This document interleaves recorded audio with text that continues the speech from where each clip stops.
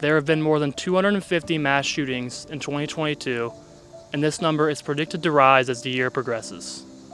In efforts to decrease gun violence in America, many political figures and citizens are calling for new gun control legislation. Gun violence has been a central issue in the United States for longer than many UVA students have been alive. With the recent wave of mass shootings, lawmakers are pushing for stricter gun control laws, which proponents of the Second Amendment tend to oppose. This has led to discussions about how exactly the Second Amendment should be interpreted, and even whether it should be repealed.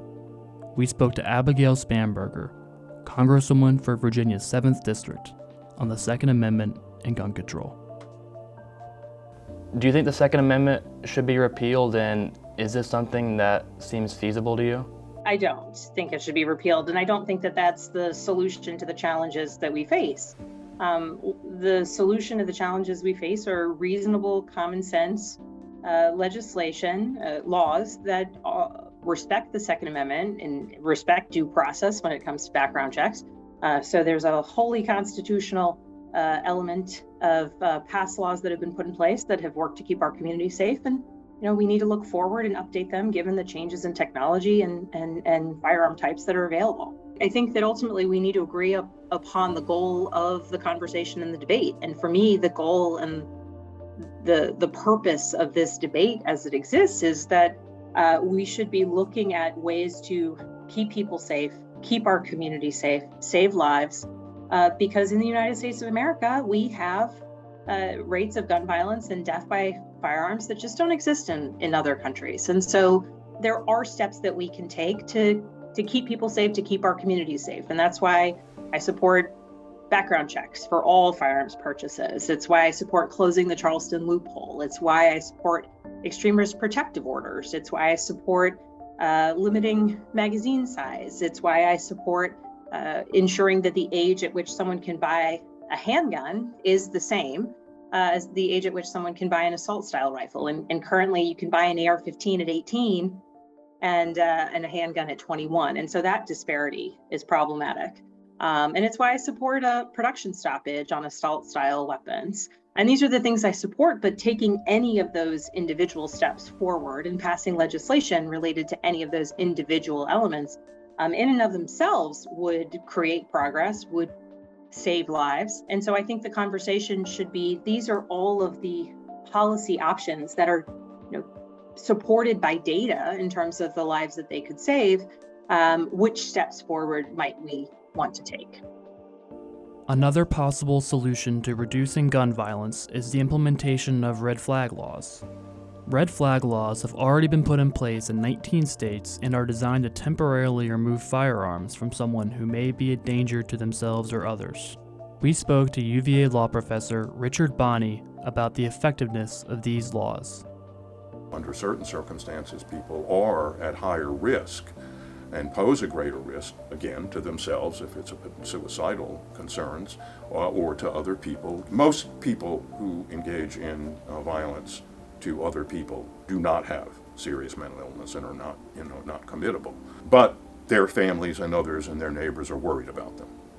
So what should we do under those circumstances? And the red flag, laws, the extreme risk protection orders is what we call them. What we said is that under those circumstances, if there's somebody that's worried and they have objective evidence that they can present about it, and they're so worried that they feel like they've got to do something, that they can get in touch with, typically, the police department. They go to a judge and get initially a temporary order to remove the guns, from the environment.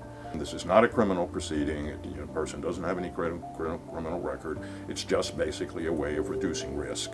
Now, that is a sensible, common sense solution, to this problem. And a lot of states, in many of these instances that we've seen, in many cases, the person would have met that kind of criterion. You think about the Virginia Tech shootings in this state, for example.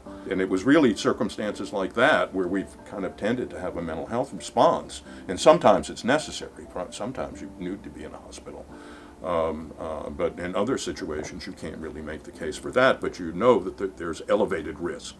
And you can't ignore the elevated risk when the person has a firearm. So we ought to temporarily remove the firearm. And as I said, I think that this is something that, people can agree on, regardless of which side of it they're coming, as a gun rights side, or gun control side of things. With these solutions in mind, President Joe Biden recently signed the most significant gun control bill of the last 30 years, which will restrict gun access for younger people and people that could be a risk, among other things.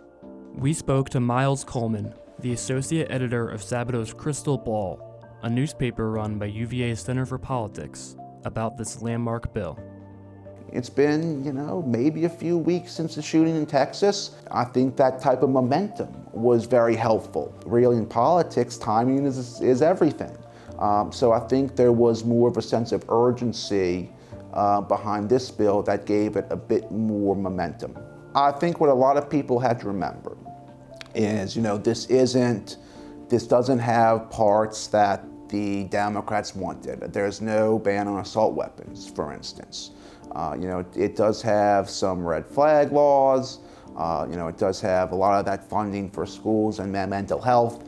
But what a lot of people have to remember is the choice wasn't between this and an ideal bill for the Democrats. The choice was between this and nothing.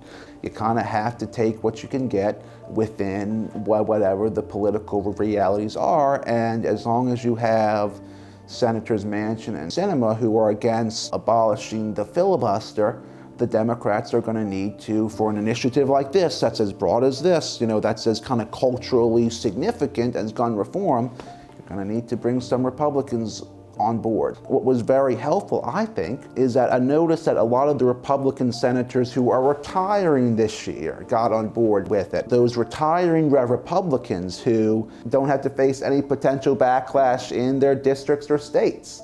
I think they perhaps had an easier time coming on to something like this that is, not as far as the Democrats wanted to go, but still a very visceral issue to a lot of voters. With gun violence as prevalent as ever, Democrats and Republicans will need to continue to compromise on new legislation like the new gun control bill to help reduce and end gun violence in the U.S. I'm Duncan McGrath, WUVA.